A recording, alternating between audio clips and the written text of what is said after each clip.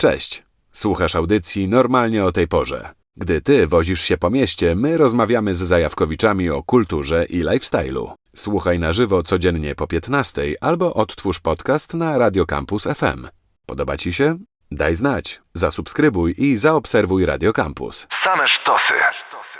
Zimnej wojny nie trzeba w Polsce przedstawiać. Nie trzeba też przedstawiać konsekwencji, jakie miała dla muzyki. Natomiast najczęściej znamy tę historię zachodniej muzyki, która różnymi kanałami docierała, czy to do Polski, czy to do Związku Radzieckiego. No i tam wpływała na kolejne kariery. Rzadziej mówi się o tej wędrówce w drugą stronę, ale tą właśnie wędrówkę nie tylko opisuje, ale też organizowała ją Joanna Stingray, autorka książki Czerwona fala, Amerykanka w rogowym radzieckim undergroundzie, czyli książki, która wspomina te czasy, kiedy poznawała gwiazdy radzieckiego rocka i post-punku i przewoziła je za żelazną kurtynę do Stanów. So, after this short introduction, I have an opportunity to talk with Joanna Stingray herself, author, both with her daughter Madison, of this newly published in Poland book.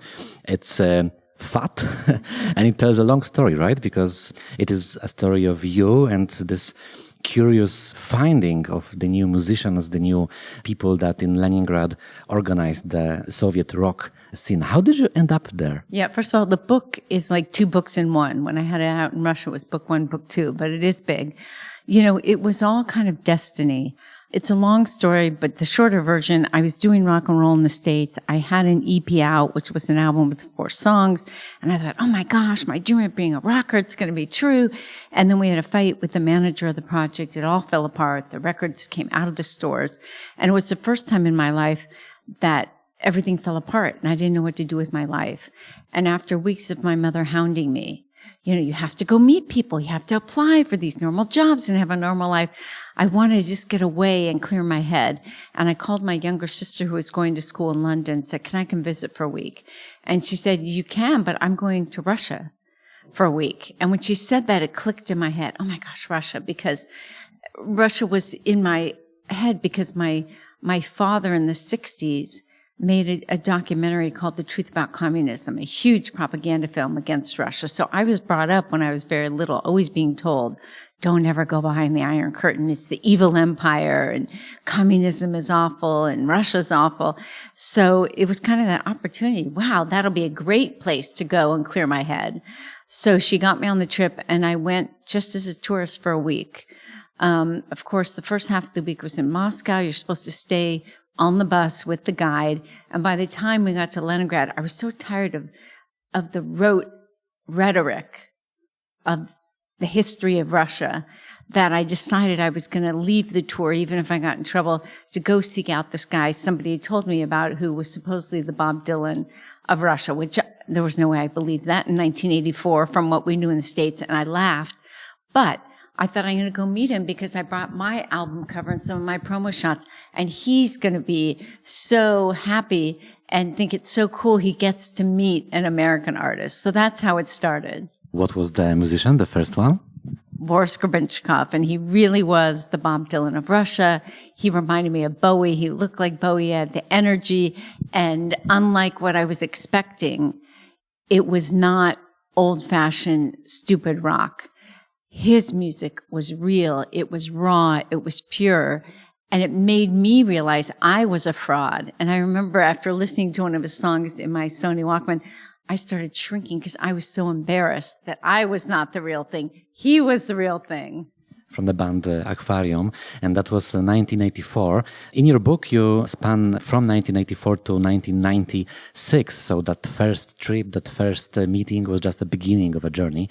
How did it continue, and in what it culminated? You actually brought music of those Soviet rockmen from Leningrad to America, right? Yeah, I always say if there was no meeting with Grebenshkov, there probably wouldn't be Russia for me, because that first trip meeting Boris and something about his energy. You know, there's people in the world that you can say have the light, and he had the light. And when you meet someone with the light, you're drawn towards them because of the warmth and because you want to be, you know, under their light. And I was very lucky that Boris kind of became my mentor. and took me under his wing, and I hung around with him and saw his whole crazy underground life.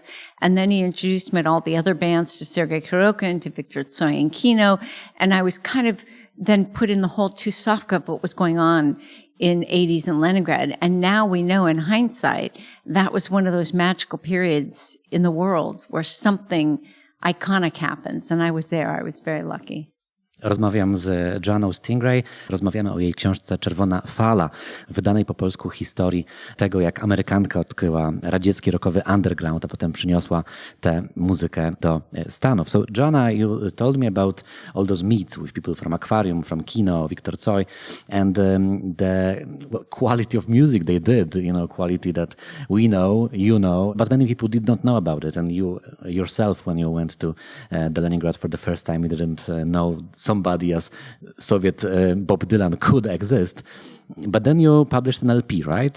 Featuring their songs. How did it go and how was it possible? Originally I was going to just put Boris out in the States.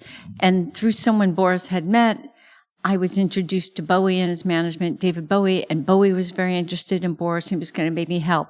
So first I kind of smuggled out the tapes of Boris's. It wasn't easy because they're reel-to-reel tapes. But I was very passionate. I got those out. And then when I started moving forward, I realized, Americans have never had a glimpse of this cool side of Russia. Maybe I should give them more than one band. And that's when the idea came that I should do a double album.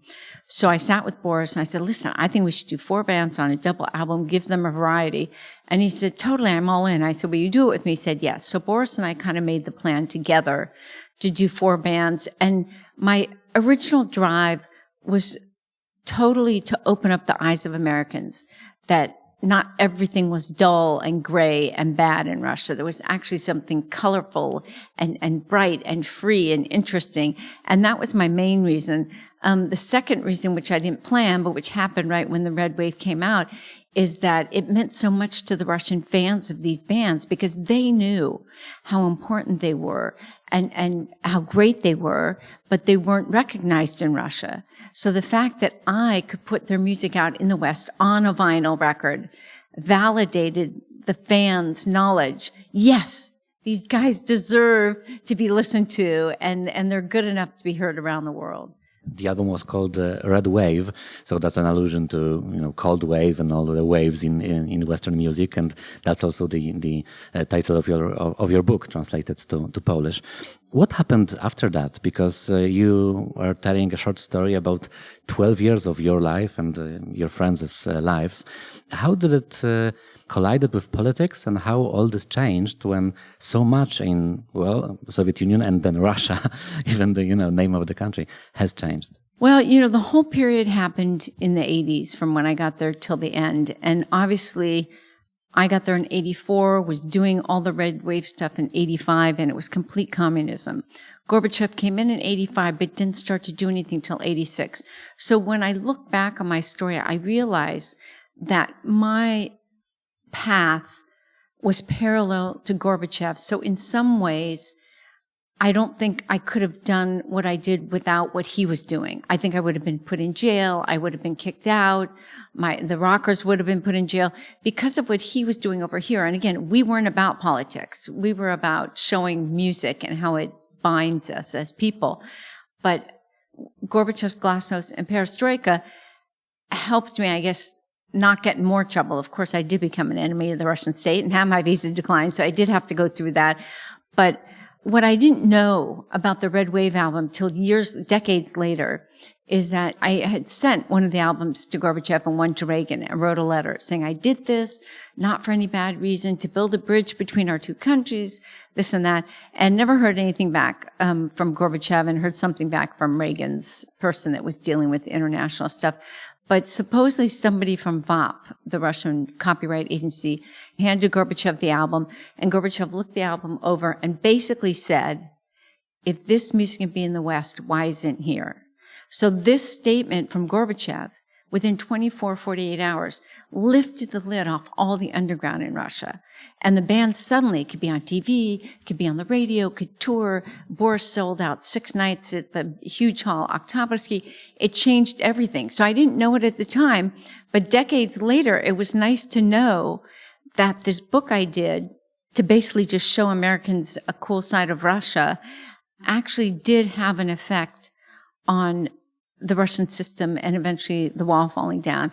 And I was lucky enough when my book memoirs came out in the US, at that point I was in touch with Gorbachev's translator who had been with him forever. And we got Gorbachev to approve a quote on my book, which basically is him validating that did happen, that putting the music out in the West actually had an effect in Russia. Of course, part of the effect in Russia, I don't think this part of it was from Gorbachev, but from everybody else in the government, was to rush and put out this Russian rock to say, I lied. They're not underground. Look, Urbanchikov has an album now on Melodia. Look, Kino's playing on the TV. So there was that part of it too. But regardless, it helped make a change. So after that, and then it was full glasnost and perestroika at the very end of the 80s, the bands literally from one day to the next could do everything. And the most important thing was when Red Wave first came out in June of 86, Vop immediately went to Boris and said, we want to put your album out. But unlike before when they offered Boris to be professional and he turned it down because he doesn't want to be controlled. He wants to be a free artist. Now they said after Red Wave came out, we want to put your album out. No censorship. How you give it to us, how you give us the album, 100% how you want it. And that's what all the artists wanted.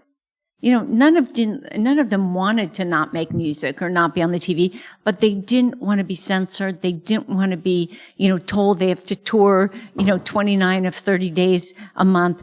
They wanted a little bit of freedom. And so this gave them freedom. So it did change everything, and all the rockers were very happy, I would say, in the late 80s and the early 90s.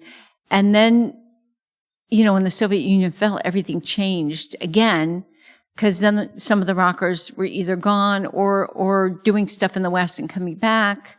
And also, I guess that happens sometimes in art when the hardship is gone or the thing that you're fighting for is gone. Sometimes they say the music's not as interesting. So I don't know that the rock and roll in Russia in the 90s was quite as interesting as the rock was in the 80s. Joanna Stingray o niesamowitej historii tego, jak odkryła rosyjski underground dla świata i jak faktycznie okazało się, odkryła go dla samej Rosji. Więcej o tym przeczytacie w nowej książce wydanej po polsku Czerwona, fala, Amerykanka w rockowym radzieckim undergroundzie, wydawnictwo Karta. Polecam serdecznie. And Joanna, thank you so much for this interview. Thank you so much. Akademickie Radio Campus.